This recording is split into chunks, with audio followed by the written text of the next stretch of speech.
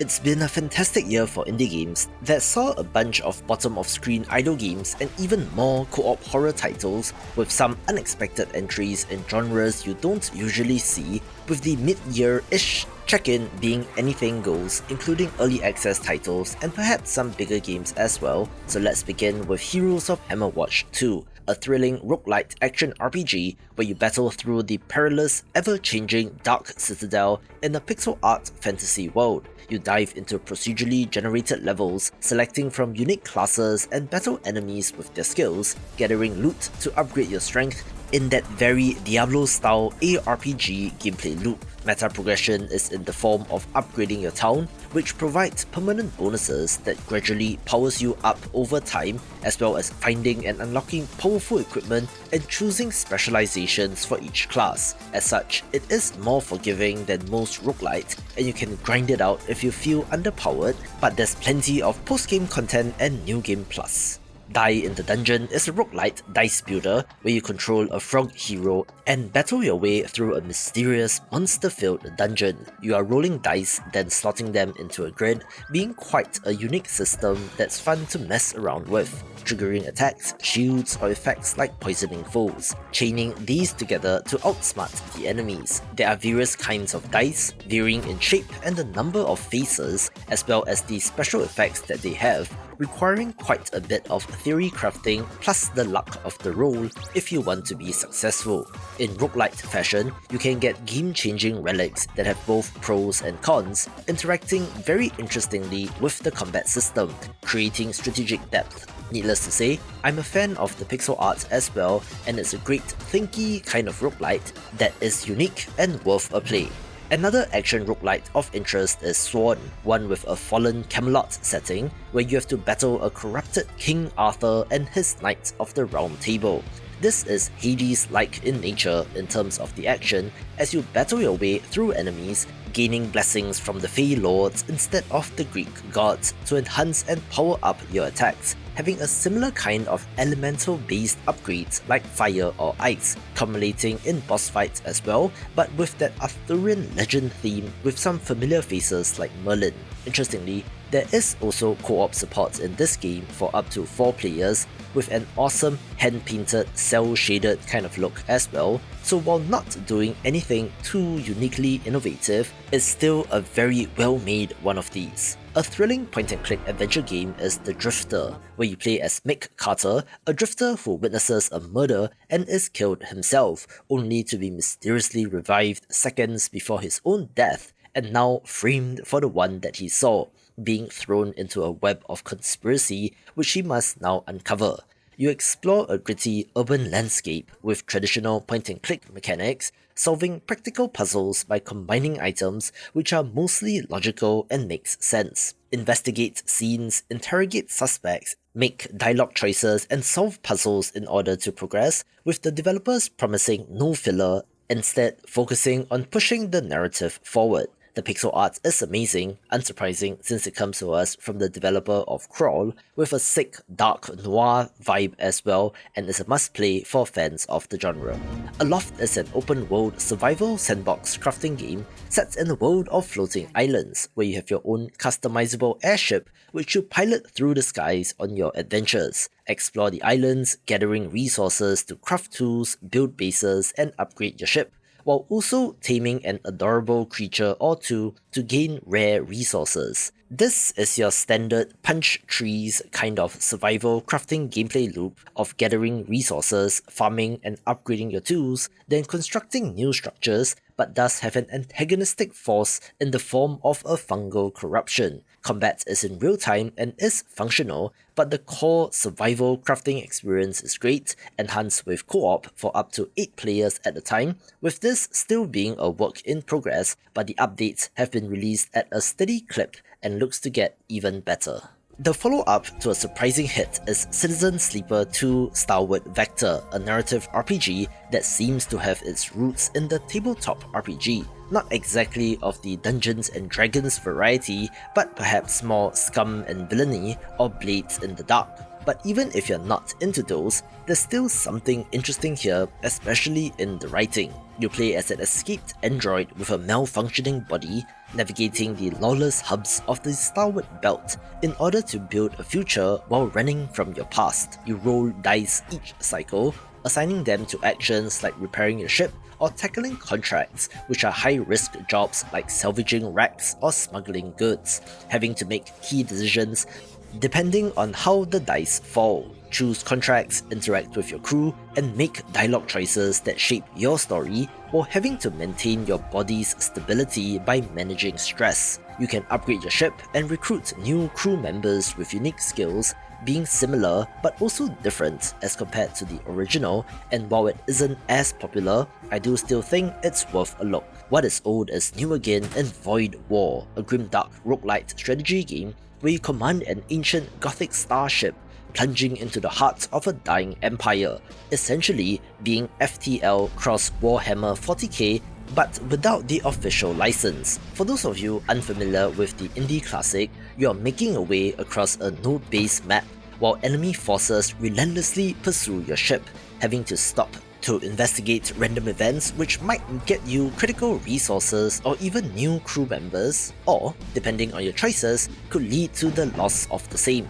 Or, these encounters could be straight up combat scenarios where you get ambushed, which then shifts to a tactical real-time view where you have to order your crew to man the stations depending on the needs. These can include shields, weapons, and engines as you try to target critical systems on the enemy vessel to disable them, but beware of fire spreading on board or enemies boarding your ship where you then have to engage them in close quarters combat. You are getting upgrades for your ship during the run, allocating crew skills and artifacts and adapting to the encounters presented to you, and being a roguelite that is permadeath, which requires you to restart if you fail. The grimdark vibes are immaculately done, portraying a similar kind of grimdarkness to the 41st millennium, but it's just different enough from FTL, so I'll give it a spot on this list. In Beholder Conductor, you step into the shoes of a senior conductor aboard the dystopian train Determination Bringer and operate in a zone of constant surveillance where every passenger and action is subject to scrutiny. Your tools include monitoring ticket compliance, inspecting baggage for contraband, intimidating suspected rule breakers, and deciding when to report or eject individuals from the carriage, where your choices directly influence your standing and unlock increasingly secretive ministry missions as you gain trust or exploit vulnerabilities. Moment to moment, you balance the mechanical routine of fair checks and searches with the reactive decision-making based on what you find or overhear, with increasing success opening up access to additional train compartments like dining cars or VIP sections, each granting exposure to power players whose behavior, bribes, or smuggled items introduces higher stakes dilemmas and branching paths of loyalty or subversion. The loop of observe, act, and climbing up the ladder repeats in escalating fashion, with your evolving authority shaping both gameplay access and narrative outcomes across multiple possible endings, all anchored in a pixel art environment that does look very good. Don't judge a book by its cover, since Nunholy is a pretty good action roguelite where you play as battle-hardened nuns fighting their way through gothic procedurally generated dungeons, slaying vampires to absorb their powers or to sell them for gear upgrades, but retaining your humanity. You will encounter NPCs like merchants, witches, prisoners, and undertakers who facilitate trading and progression during a run, while your actions feed into the progression loop where absorbed vampire abilities or gear enhancements shifts your build and combat potential for the run. There are 3 playable characters which are different to play as and have unique weapon specializations, slashing, dashing, and casting your way through the enemies and bosses. It has some pretty intense, almost Hades style of action, but with anime nuns of course, being a good game, but do note that it's a bit shorter and less replayable than some of the massive hits in this space, but it's priced appropriately, so I don't see an issue here. A vibrant roguelite tactical deck builder is StarVaders, where you step into the cockpit of a mech to help defend Earth from an alien onslaught by playing cards on a tactical grid, shaping your strategy one turn at a time as enemies descend row by row. Letting foes slip past you raises the Doom level, where your run is over when you reach 5 Doom. In each moment, your choices revolve around drawing and managing your cards, deciding when to play them and how best to position your character on the grid. There are powerful chrono tokens which can be used to rewind time, elevating crucial errors with hundreds of cards, artifacts and upgrades to unlock, along with different playable mechs which gives it a lot of replayability. There are also increasingly challenging difficulty tiers, along with challenge modes and daily run looking like Space Invaders, Slay the Spire, Cross into the Breach, so you get the idea. A story-driven creature-collecting RPG of interest is Yaoling Mythical Journey, where you play as a fledgling keeper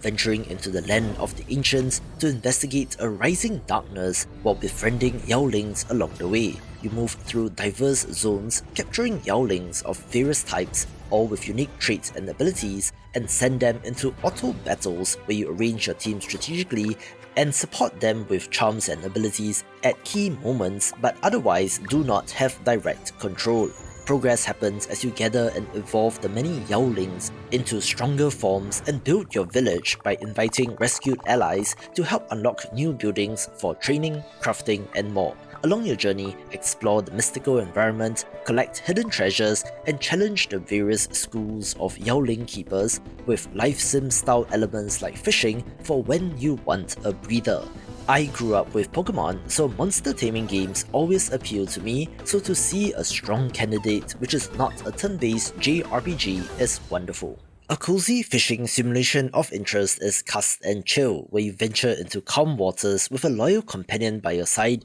to cast your line and reel in fish across lakes, rivers, and oceans. The game supports both active and idle play, letting you reel in fish manually for a more hands-on experience, or allow for the system to keep fishing while you focus on other things. Each catch can be logged into your collection or sold for resources, which are then used to improve rods, reels, and lines, unlocking new fishing spots and rarer fish over time. Explore different environments, finding new species, and enhancing your gear so that every foray out onto the water feels more rewarding than the last. While the core gameplay loop is simple, casting, waiting, and reeling, it is tied to a steady cycle of discovery and improvement that makes this so satisfying while still staying relaxing. It has some of the best looking pixel art that I have ever come across and is real easy on the eyes, doing amazing things with their clouds, lighting, and reflections in particular. So whether playing actively or left in the background, this has its appeal,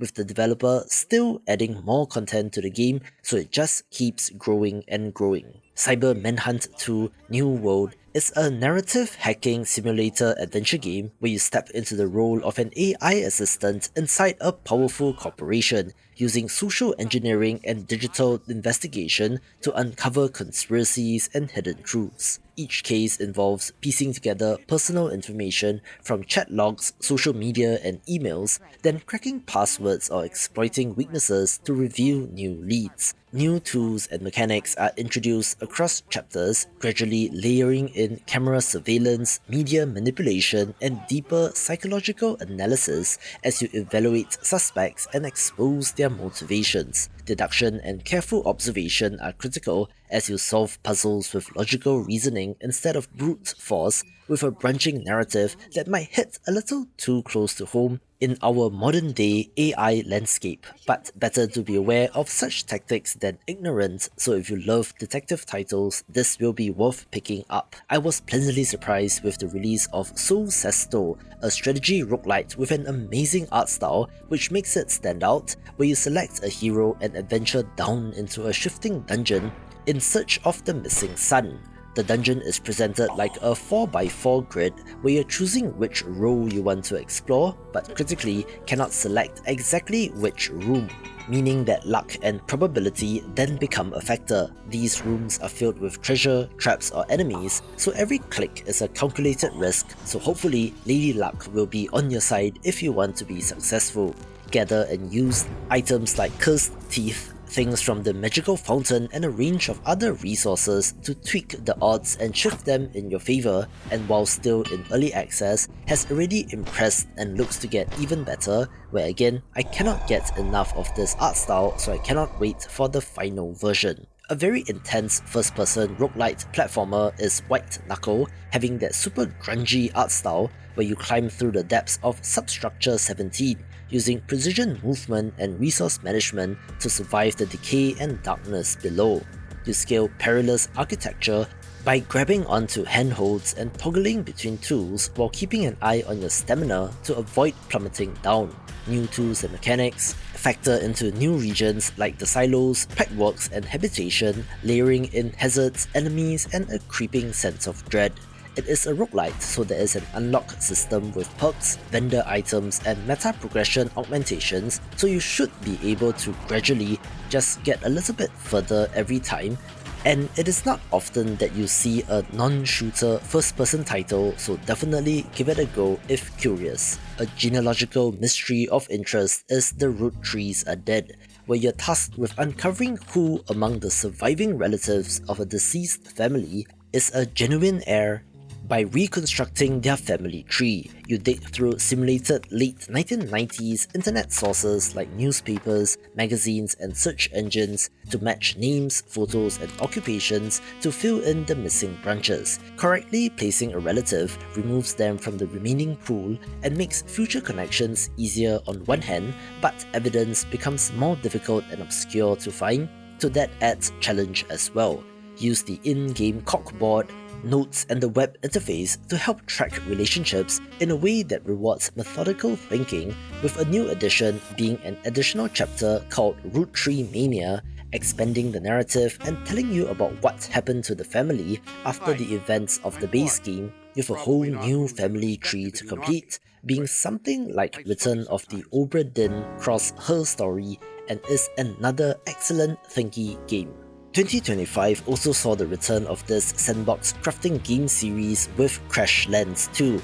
where you play as the same character from the first game, an intergalactic trucker who crashes on a new alien world and must befriend eccentric locals while surviving, uncovering a corporate conspiracy and to find a way off the planet. You explore a colourful alien wilderness, crafting gadgets, elixirs, traps and bizarre contraptions, from scavenged parts to fight hostile creatures and to manipulate the environment in creative ways. Befriend aliens, build a cozy base and recruit companions who unlock new recipes and crafting options as you build towards escape. Upgrade your base, unlock teleporters, customize your home and get mysterious pets, constantly unlocking new stuff and venturing into new areas, all with a dose of humour and is simply a ridiculous fun time. We also had the 1.0 release of Lens Island, a vibrant open-world survival crafting game where you must survive and thrive in a mysterious archipelago. You explore a vast procedurally generated landscape that spans forests, tropical shorelines, underground caverns and frozen expanses,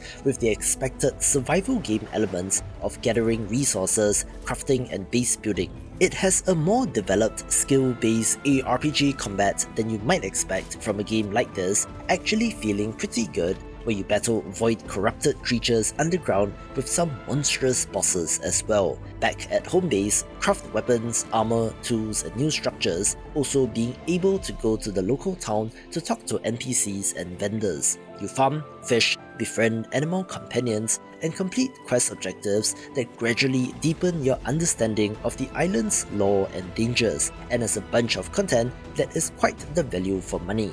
This game supports both single player and cooperative play for up to 8 players, which is a lot, with shared building and exploration, taking the best of games like Valheim and incorporating it into their own game. And while I'm not the biggest fan of the featureless faces, overall the mechanics more than make up for that. A perhaps not so indie title is Titan Quest II, since Grimlore Games is under the THQ Nordic banner, but I'm just happy that Titan Quest is back and is pretty good as well, despite being an early access release. Once upon a time, this provided a great alternative to Diablo before Path of Exile was a thing, drawing upon mythology as its inspiration for enemies and story, with this new entry being similar, where you seek to stop the corrupting goddess Nemesis from unraveling the threads of fate and condemning the world to ruin. You explore a handcrafted reimagining of ancient Greece across serene temples, haunted ruins, coastal vistas, and the enigmatic realm of the Moirai,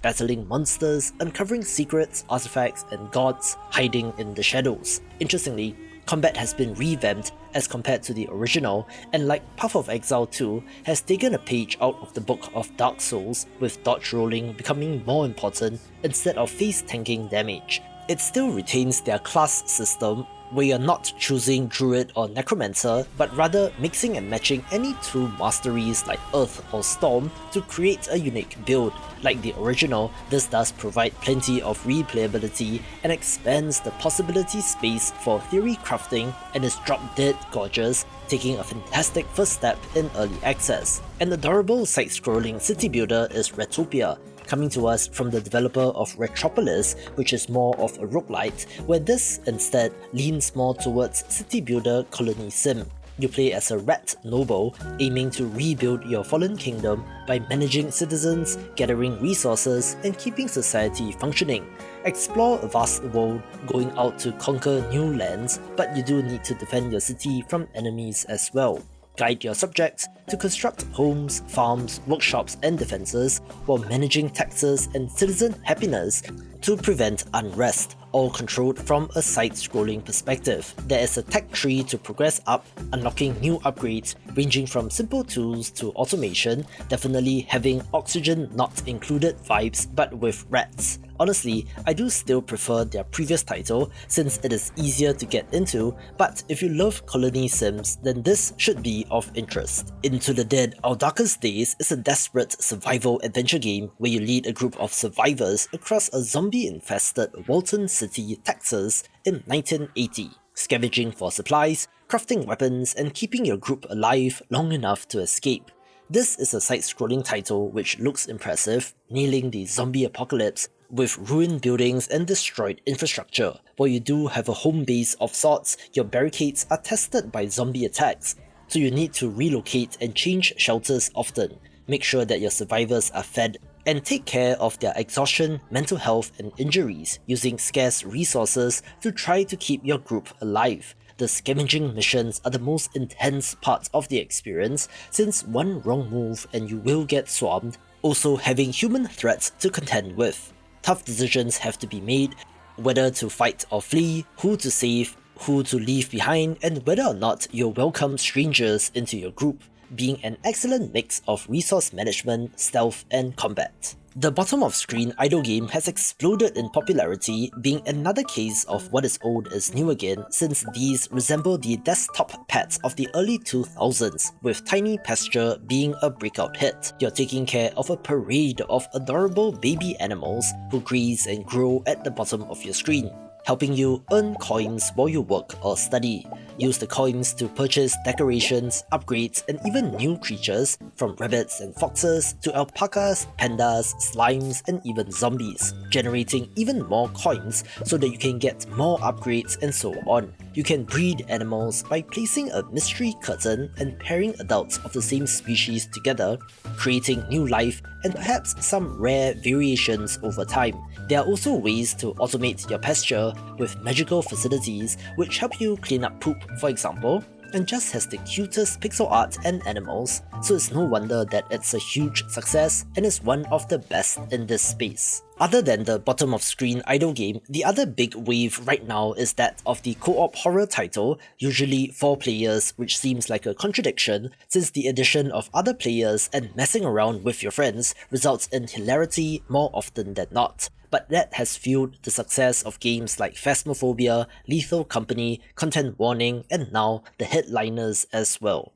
Play as one of up to 8 daring journalists, exploring a city overrun with deadly monsters, where your goal is not to shoot these monsters, but photographs instead. Take sick pictures and live to tell the tale, having to hightail through ruined streets, abandoned buildings, and dark alleyways to get back to home base. It's a bit more gory than you might expect, with limb dismemberment and copious amounts of blood, contrasted with the cartoony character models and horrible monster designs. Use money earned from turning in your photos to purchase upgrades that might help you survive and take better photos, having a compelling gameplay loop, and is fun with friends. Here's a fun fact: between the time I shortlisted this game and actually sitting down to make this video, Deadzone Rogue released out of early access, so it took a little while, where this roguelite first-person shooter is excellent and is worth picking up.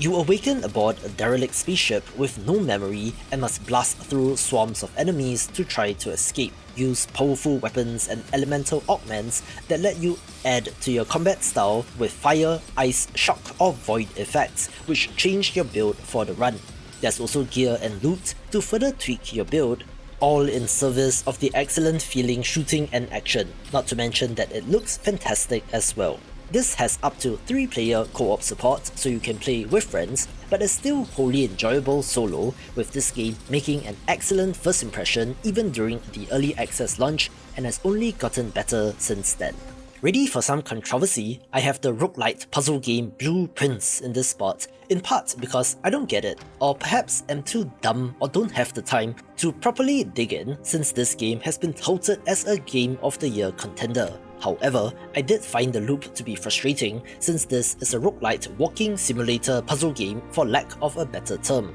You are exploring the ever-shifting rooms of Mount Holly Mansion to find the mythical hidden 46th room before the day ends to claim your inheritance, being limited by the number of steps in the top left, which reduces by 1 when you cross into a new room. As you explore, once you reach a door, you are given a choice of room with differing items and exits, selecting it to build out the mansion, walking around, inspecting things or finding items in each room. However, more often than not, I got completely stuck, either with no avenues to explore or simply running back and forth, absolutely stumped at some of the puzzles. And then when the run resets, all the rooms are gone and you have to start over and hope that the correct room shows up. I'm sure that there's something I'm not getting and have read that there is an expensive endgame beyond finding room 46, but I don't have the time to sit down with it at this moment, so it will be in this spot for now. Something a lot more straightforward and is just minute-to-minute fun is Rooftop and Alley's The Parkour Game, a 3D parkour platformer where you're freestyling your way through urban environments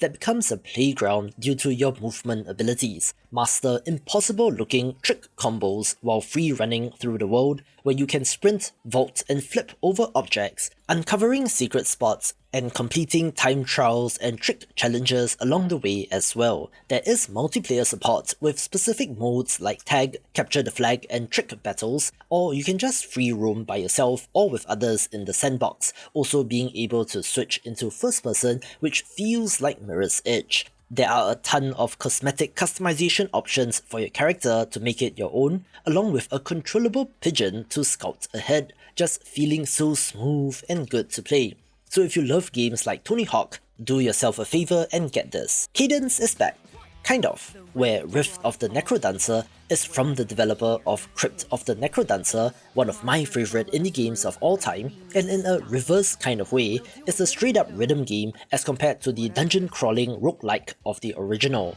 Battle through musical riffs and face off against enemies on the beat, jamming out to an original soundtrack which is great. You tap along as monsters descend across 3 lanes, with the different shaped and coloured foes that shift lanes, need multiple hits, or behave unpredictably, so you have to process quite a bit of visual information if you want to be flawless, being more complex than the simple note highway of Guitar Hero or Rock Band. There are also boss battles with unique patterns which you need to learn, with the gameplay really ramping up in intensity at higher difficulty levels. In between the lane-based sections are Rhythm Heaven-style minigames like boppin' yoga classes and odd jobs, which add light-hearted variety, having a who's who of video game music in this, with DLC from Celeste and Pizza Tower among others, becoming a platform of sorts, and I do wonder about the longevity of this title. Ever see a game being announced and then you instantly know that it's going to be a hit?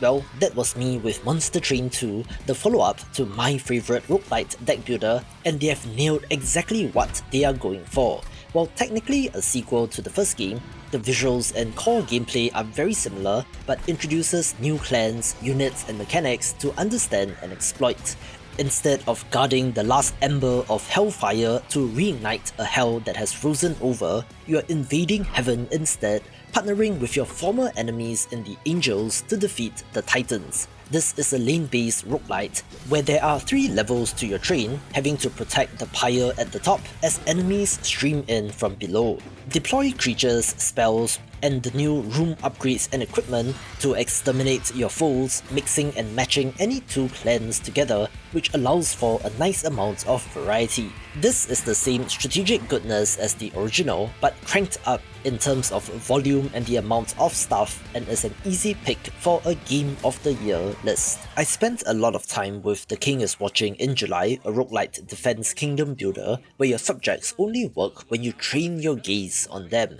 You have to prioritize resource production, training troops, and overall maintenance and upkeep, such as clearing routes for extra building space, with the initial L-shaped 3 squared gaze, meaning that you can only affect 3 tiles at a time. Periodically, enemies spawn in from the right and march towards your base, so hopefully you have enough troops or spells to take them out before they start attacking, since it will be game over if your castle health falls to 0. This is rather grindy with an extensive meta progression system as you unlock new buildings, advisors, starting bonuses and more permanent upgrades, with escalating difficulty levels for each of the maps as well. However, there does seem to be a lack of content and variety despite not being in early access, with just 2 maps, I think, even if the demo does tease a 3rd, so while it's very good, the lack of variety might put some people off, but it's a live product with updates to come, and it would be foolish of them not to capitalize on their success so far, so let's see where this lands at the end of the year. Developer Landfall has done it again. From the developers of totally accurate battle simulator comes Haste, essentially an endless runner which I associate with mobile titles and is not that popular in 2025, but yet they have masterfully created a roguelite gameplay loop which is beautifully done. Race through collapsing worlds at top speed to outrun the end of the universe, driven by pure instinct and raw velocity as you avoid hazards and get to the portal which throws you into the next area. Collect sparks during a run to unlock over 90 items that tweak your build, affecting speed, health, luck, damage and more, then take them into your next attempt. Surprisingly, there is a story and narrative as well, but the main appeal is the action, so get this if you gotta go fast. Another perhaps not so indie title is Tempest Rising, where I'm just happy to say that RTS is back. This is essentially a spiritual successor to Command & Conquer, a dormant franchise that is sitting within Electronic Arts, so leave it to a smaller team to bring back the glorious 90s. There are 2 playable factions in the Global Defense Force and the Tempest Dynasty, parallels to GBI and Nod from CNC, as they wage battle to control a mysterious alien energy source called Tempest and to reshape a post-nuclear world. This is the full RTS experience, so build bases, gather resources with your harvester, train troops, expand your base and build defenses, then engage in skirmishes with the enemy. There are 2 full unique single-player campaigns, one for each faction, each having 11 missions, also having skirmish mode to jump in and play, as well as multiplayer support. A 3rd faction, the Veti, is supposed to arrive in a future update, but has not as of recording, but if you grew up in the golden age of RTS like me, then this will tickle your fancy. Some of you might be put off by the relatively rudimentary pixel art of the Slawmancer, but don't let appearances fool you, since like Chronicron before it, this is an excellent Diablo-style loot-driven action RPG. Fight hordes of enemies led by the Slawmancer in order to save the world. choosing from one of 3 classes in a mighty knight, the fierce huntress, or a mischievous mage, where the older players among us might see the parallels to Diablo 1.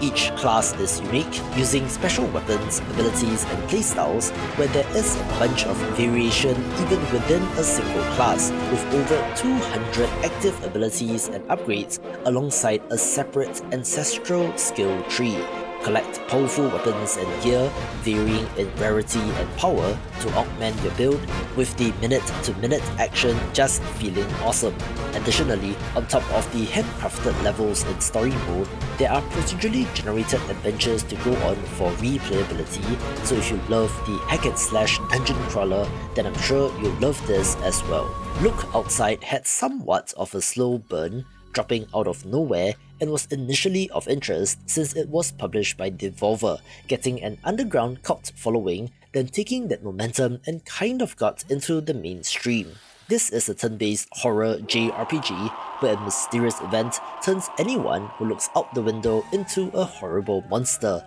so shut the curtains and find a way to survive. The game takes place within a single apartment building, where you venture out of your apartment to explore, scavenging for food, supplies, and makeshift weapons while managing your basic needs like hygiene and hunger. Inevitably, you will run into these monsters, which then switches to turn-based RPG combat, but like atypical games in this space like Fear and Hunger, fighting and grinding out XP is not the point, where surviving and fighting for your life is instead. You can answer knocks at your door, assessing the entity out there and choosing whether or not to open the door, with amazing, horrific pixel art as well, and the developer has been adding to this game and is up to update 1.6, so go pay it a visit if you only played at launch. A prison escape RPG named Back to the Dawn released out of early access, adding a whole new playable character with a complete 20+ hour story mode, more or less doubling the size of the game, which is very impressive. Play as either Thomas the Fox, a reporter who was framed, or Bob the Panther, an undercover agent with a goal of his own, getting locked up in a maximum security prison and must find a way to escape. You have to befriend and form alliances with the other inmates, playing faction politics and uncovering hidden agendas while navigating daily life behind bars. In Thomas's case, gather clues and evidence to expose corruption, working with your lawyer on the outside, with the daily prison life cycle translating into quite an interesting take on the life sim. There's puzzle elements, stealth, and plenty of secrets as you figure out the intricacies of the prison and how it works, with multiple endings as well, so there's plenty of content here. This is about as close as we'll get to a Prison Break game in 2025, so if you love Season 1 of that show, this is similar, with the Steam page possibly teasing a third character as well, although nothing has been officially confirmed. One of the biggest games of the year might be one that you have not even heard about, where Nubby's Number Factory is a surreal, almost absurdist strategy roguelite that once again taps upon the gambling element, being a Plinko or Pachinko style title where you're launching your spherical friend Nubby down a pegboard to rack up even larger numbers, and if you fail your quota, the sun explodes, so your work literally keeps space-time from ending. You send Nubby careening through pegs in hopes of meeting the target number, selecting from over 50 unique items that tweak mechanics, reshaping your run as you change your strategy. The appeal, of course, are the massive numbers and the explosion of colours and sounds, similar to how slot machines work, so it's no wonder that it is as popular as it is, despite the intentionally very low fidelity presentation, so if you love games like Balatro, this is somewhere in that same ballpark. We also have the 1.0 release of Foundation, a game that I have a history with, since I covered this in the early days of the channel when this released in early access in February 2019, and it took something like 6 years to get it to its current state. This is a creative medieval city builder where you seek to create a thriving settlement by guiding villagers, shaping expansion, and building grand monuments, with the griddless building system being the most amazing part, which leads to organic-looking cities. You sculpt your town by painting zones, designating it for a specific purpose, after which your villagers then go and build there, while still remaining a city builder at its core, so you need to gather resources and produce goods to keep your people happy. 3 distinct estates in Labour, Clergy, and Kingdom offer 3 main paths which you can specialize in or mix and match, with the node-based building tool allowing you to customize the look and appearance of buildings as well. You can play at your own pace, whether it be by pursuing defined aspirations with different difficulty levels, or you can be free to build in creative mode, and is one of the best games in this genre. AI Limit comes to us out of PlayStation's China Hero project and is essentially anime Dark Souls, looking similar visually to Code Vein but without vampires and a little bit more grimdark and grungy. This is a sci-fi action RPG where you play as Arissa, an immortal blader striving to uncover the truth behind civilization's collapse and to rekindle hope in the ruined last city of Havenswell. You battle through sewers, slums, and the city itself, facing mutated enemies born from the spread of a mysterious substance known as mud, all while relying on fluid Souls-like combat. You dodge, parry, and unleash fast-paced assaults with customizable weapons and skill bonuses, with each strike and hit received shifting your sync rate meter, essentially a measure of aggressiveness which parallels Sekiro. However, reviews and ratings, while mostly on the positive side, are a little bit of a mixed bag, with some people complaining that combat is too easy, while others say that it is too hard, where I have found that the game feel for Souls-like titles does really vary from game to game and might just feel off to you. Peak pretty much sells itself, whose development story is a miracle, since this is a collaboration between Landfall Games and Aggro Crab, makers of the aforementioned Haste, and the developer of the Souls-like Another Crab's Treasure, with the idea for this spawning out of a game jam which then went on to sell millions and millions of copies. This is an adrenaline-filled co-op climbing game where you and your fellow nature scouts must scale a mysterious mountain and to get to the peak. The mountain is procedurally generated and changes every day, varying in terms of biomes like jungles or ice, each presenting unique hazards such as slippery surfaces or collapsing terrain. Work together to place ropes, spikes and pitons to aid climbs, manage your stamina which depletes with effort or injury, and rest at campsites to recover between ascending segments. You have a small inventory and must decide which tools to carry and when to use them, and due to the randomized nature of levels, does hide plenty of secrets. To say that this game has been a hit is an understatement, and the developers are rolling with the momentum, releasing new content updates such as the Mesa update most recently, and continues to be fun with friends. One of the first standout games of 2025 is Fly Knight, which released in January, a first-person Souls-like dungeon crawler where you play as said Fly Knight in a world where the wings of bugs have been removed by an evil witch and you have to stop her to break the curse. Battle through meticulously crafted dungeons using precise attacks while managing stamina with a limb dismemberment system so you can target certain weak points of enemies. There's also a variety of weapons to choose from swords, spears, maces, or even bows, each dramatically changing up how the game feels and plays, with a variety of armor and equipment pieces to use, which affects how you move. Critically, there are no RPG systems in this game, so you're not gaining XP or souls or salt or whatever and leveling up, with the only progression being your knowledge and the equipment that you find feeling quite different, which makes it stand out.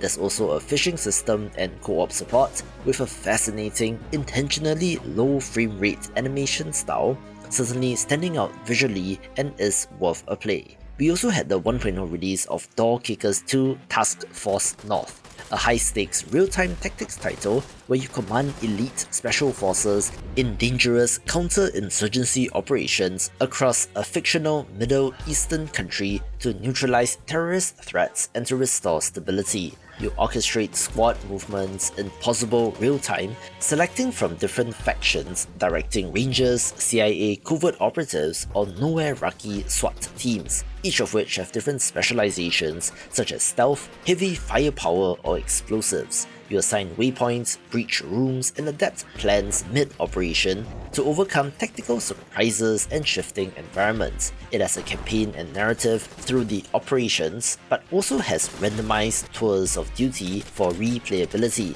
with the optional Iron Man mode introducing permadeath to the game, where soldiers lost during a mission are gone forever. You unlock powerful gear and equipment with earned honors to further customize your squad for future missions, also having a robust level editor, full modding support, co-op multiplayer, and is even Steam Deck verified, covering all the bases for a great tactical game. One more 1.0 release of note is Dinkum, a laid-back farming sim set in the Australian outback. And no, while the game is not completely upside down all the time, the very Australian features like kangaroos and wombats to the browner looking environments is what makes this unique. Build your own home and even a town, attracting NPCs to come live here, while exploring and uncovering the land's potential. Farm, mine, fish, hunt and forage to gather resources while crafting your dream frontier town, with co-op support as well so you can get friends to help.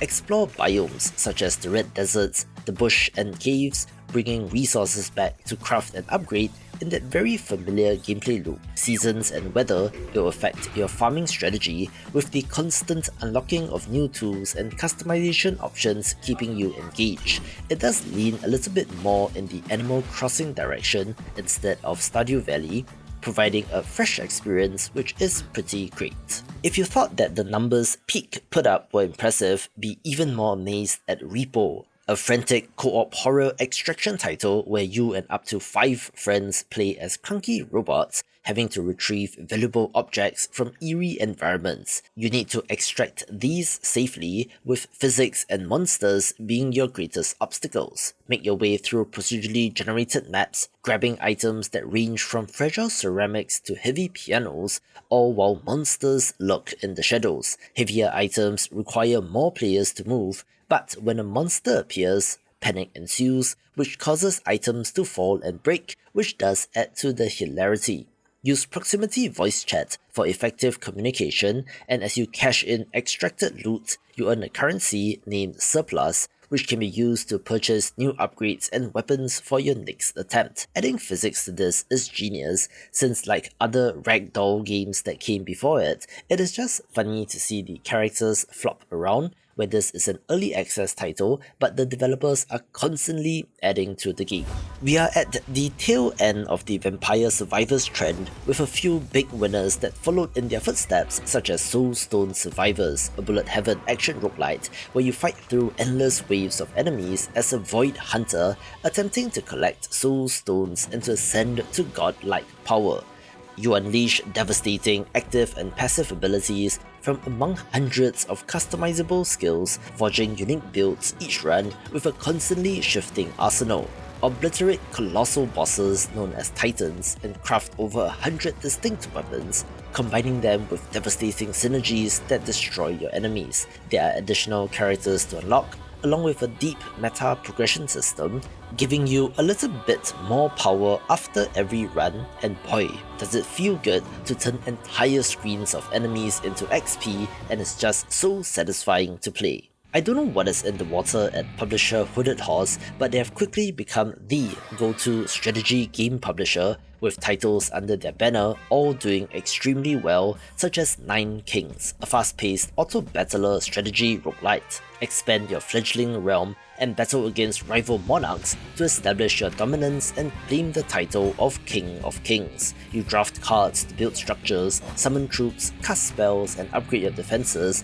on a compact grid, having to make tough decisions to prioritize what is necessary. You combine dozens of types of unique buildings, units, and spell cards, where defeating rival kings earns you some of their cards as well. Adding to the variety, unlocking powerful synergies that allow you to break the game. Threats, of course, escalate in equal measure, with random events and incursions from rivals pushing you to the limit and testing your build. Again, it's an early access release, but it's already fantastic, with the latest patch being 14 since its launch in May, so they are very active and are improving the game. One of the most impressive games of the year is Tainted Grail: The Fall of Avalon, a grimdark first-person open-world RPG drawing upon a Thurin legend, but twisting it into a nightmarish version. You awaken and find yourself bound to the remnants of King Arthur's soul and must gather fragments of his soul to aid in his resurrection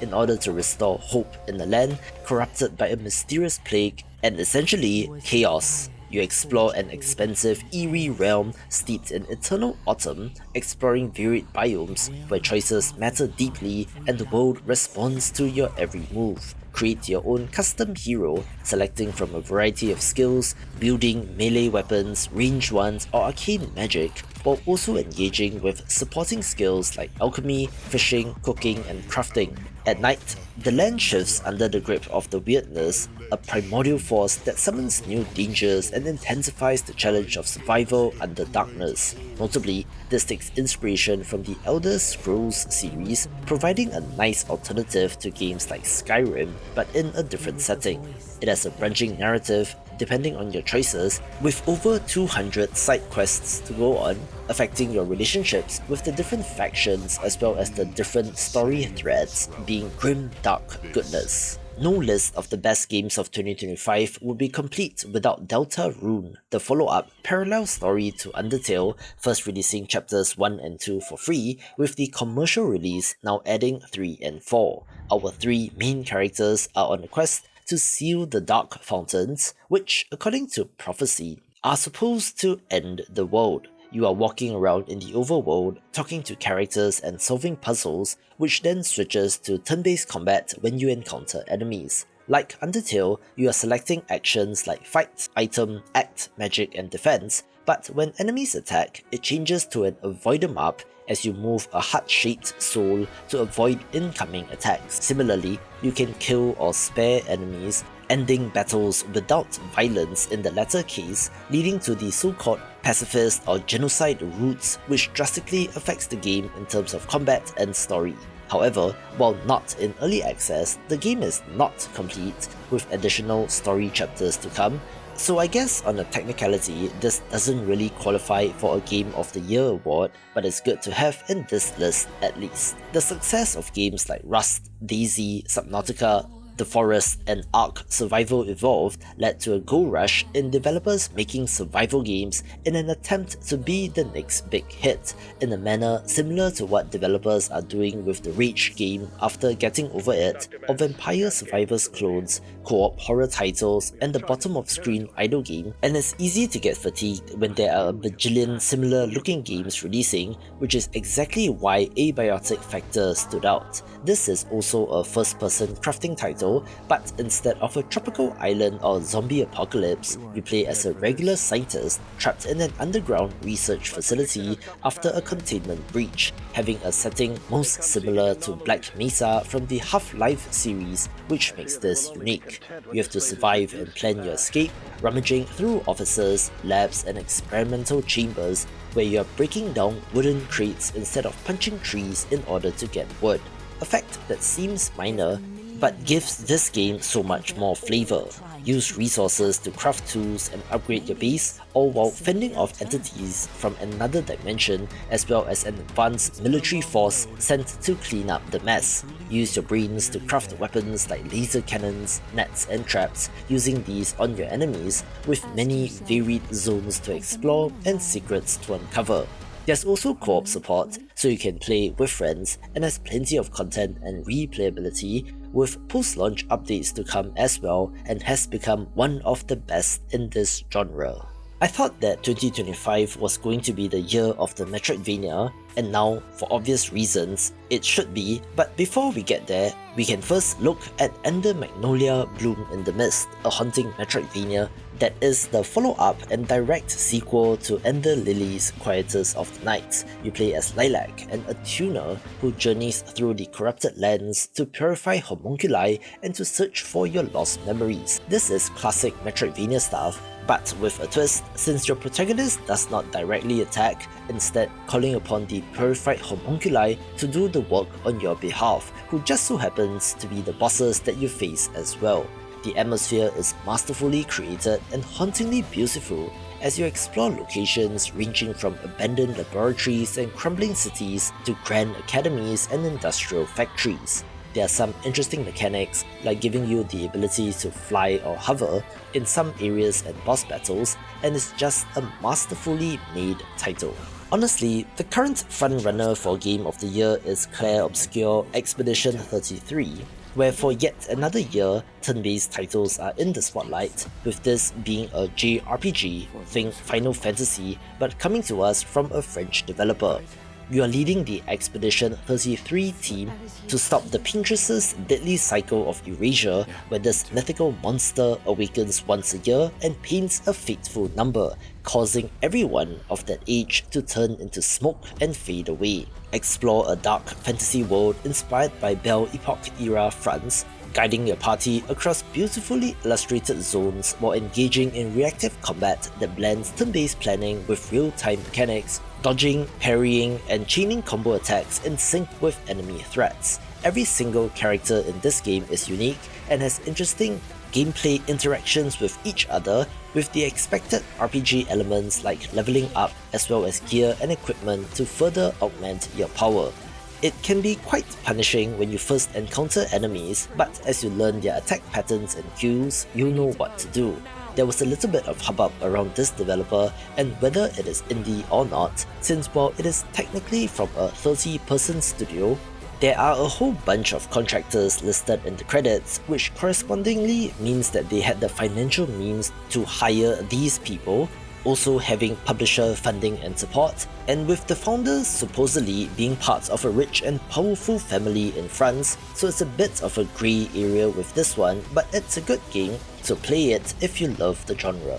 Every year, there's one indie game that seemingly drops out of nowhere that absolutely blows up, from Balatro to Vampire Survivors, Lethal Company, and now Schedule 1, an open-world simulation title all centered around drugs. You start as a small-time dealer aiming to build a drug empire in the gritty city of Highland Port by manufacturing and distributing a range of substances while evading law enforcement and cartel rivals. You traverse the streets on foot, by skateboard, or in vehicles, visiting properties or businesses that you purchase, hiring employees, and managing automated production chains that elevates your operations. Experiment with various drug recipes, sometimes yielding bizarre or humorous side effects, and defend your growing empire with weapons and force when necessary. Combined with an almost Rick and Morty look to the character designs and a touch of GTA, so I can see why this is as popular as it is. Watch this video for the best indie games of the decade so far.